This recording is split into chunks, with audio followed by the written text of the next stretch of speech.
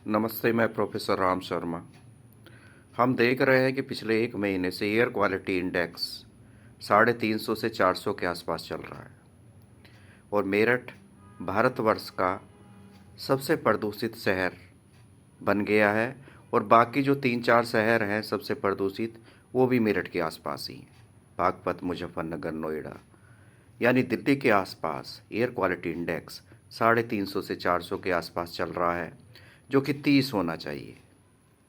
इस पे ना कोई आर्टिकल आ रहा है, ना कोई हमारी हाई कोर्ट इस पे कुछ बोल रहा है, ना कोई साइंटिस्ट हमारे बोल रहे हैं, ना डॉक्टर्स बोल रहे हैं।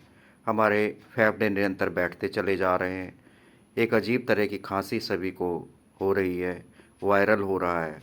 हमारे फेफड़े बैठते चले जा रहे हैं, हमारा किडनी ख़राब हो रहा है, हमारा लीवर ख़राब हो रहा है, हमें हार्ट ब्लॉकेज हो रही है, हाई बीपी की समस्या हो रही है, यानी हर व्यक्ति बीमार है। इस तरह दवाइयों का व्यापार बहुत तेज़ी से बढ़ता चला जा रहा है, नए नए हॉस्पिटल्स खुलते चले जा रहे हैं और हम एक तरह की कैद में अपने आप को महसूस कर रहे हैं, जहां हमें सांस लेने की तक की आज़ादी नहीं है, शुद्ध वायु उपलब्ध नहीं है सांस लेने के लिए, शुद्ध पानी उपलब्ध नहीं है पीने के लिए। और हम कह रहे हैं कि हमने तो बहुत तरक्की कर ली, हम तो विश्व की 5वीं बड़ी अर्थव्यवस्था बन गए। क्या इस तरह के जीवन जीने के लिए हम सबसे बड़ी अर्थव्यवस्था बने हैं, जहाँ ना शुद्ध वायु है, न शुद्ध जल है, शोर शराबा इतना ज़्यादा है? ये किस तरफ हम बढ़ते चले जा रहे हैं, ये हमारे लिए सोचने का बड़ा महत्वपूर्ण विषय है, जिस पर हम नहीं सोच रहे हैं।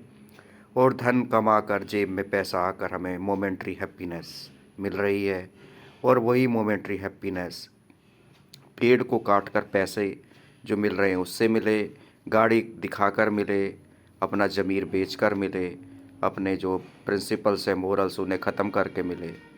और हम इतने नीचे गिरते चले जा रहे हैं कि जिसकी कोई सीमा नहीं है। हम बिना पैराशूट के बहुत तेज़ी से नीचे गिर रहे हैं। ये हमारे लिए सोचने का विषय है। अगर एयर क्वालिटी इंडेक्स 400 ही रहे तो क्या हमारे अंग कितने साल काम कर पाएंगे?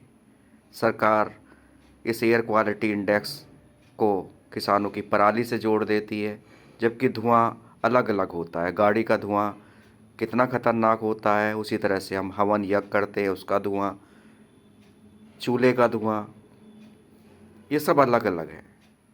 धुएं का मतलब प्रदूषण नहीं है। हवन का धुआं पर्यावरण को शुद्ध करता है, चूल्हे का धुआं जो उपलों से जलता है वो अलग तरह का धुआं, उसमें इतने पॉइजनस एलिमेंट नहीं होते हैं। पेड़ लगातार कट गए हैं तो ऑक्सीजन की कमी निश्चित रूप से होती जाएगी, क्योंकि ऑक्सीजन हमें कहाँ से मिलती है? पेड़ों से ही मिलती है। अब मेरा सबसे बड़ा प्रश्न ये है कि हम अपने फेफड़ों को इस एयर क्वालिटी इंडेक्स 400 में कैसे सुरक्षित रखें। तो मैं इसमें होम्योपैथी की 2 दवाइयाँ आपको बताना चाहूँगा। एक दवाई आती है ब्लैटा ओरिएंटेलिया, इसकी आप 10 बूंद सुबह शाम लीजिए। एक और आती है दवाई जो कोरोना के समय बड़ी फेमस हुई, एस्पीडोस परमा, इसकी भी 10-10 बूंद सुबह शाम आप लीजिए। ये कम से कम एयर क्वालिटी इंडेक्स जो 400 चल रहा है उससे आपके फेफड़े कमज़ोर नहीं होंगे, दमा नहीं बनेगा, खांसी नहीं बनेगी, कमज़ोर नहीं होंगे। और फेफड़े कमज़ोर हो गए तो आपके सांस लेने की शक्ति कमज़ोर हो गई, आपका ब्लड सर्कुलेशन कमज़ोर हो गया, आपका हार्ट कमज़ोर हो गया, आपका लीवर कमज़ोर हो गया। और ये सारे अंग एक साथ जुड़े हुए हैं और मल्टी ऑर्गन कहलाते हैं, इसलिए कहा जाता है मल्टी ऑर्गन फेलियर।